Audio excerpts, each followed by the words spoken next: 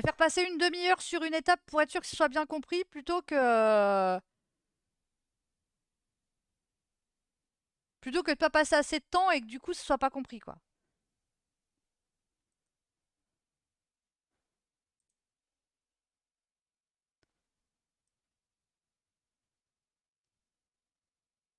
Oh, elle m'énerve, elle est pas assez forte celle-là. Après ça va me péter les oreilles. Dégage.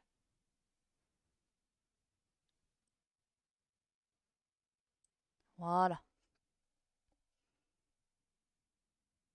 Pour moi c'est parfait, j'ai déjà vu des erreurs que je faisais, c'est cool. Ah ouais Aurélia, t'as vu quoi comme erreur par exemple?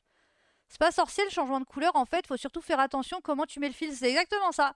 Une fois que tu as compris, une fois que tu comprends où est ton endroit et ton envers, tu vas placer ton fil naturellement sur l'avant ou sur l'arrière de ton travail et après il suffit de faire suivre tes fils. Une fois que tu es là, tu rayes ton rang, bien y penser. On attaque le rang 9, un carré de fond où c'est une augmentation, puis deux carrés bruns, un carré de fond. Je démêle mon bordel, pas de problème. Juste faire le carré suivant par anticipation. Parce que celui-là, je le fais comme ça, donc 4, 5, 6. Mais là, du fait qu'on va commencer à traîner la couleur de fond sur deux mailles, ça va commencer à se voir plus facilement où est l'endroit, où est l'envers.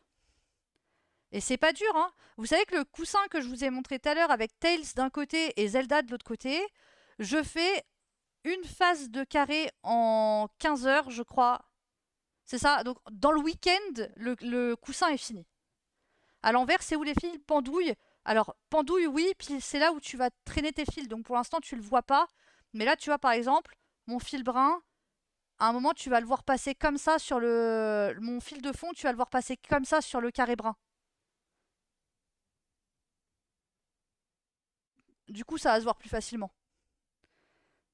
Juste préparer le carré comme ça. Encore une fois, hein, la technique de feignasse, on n'oublie pas.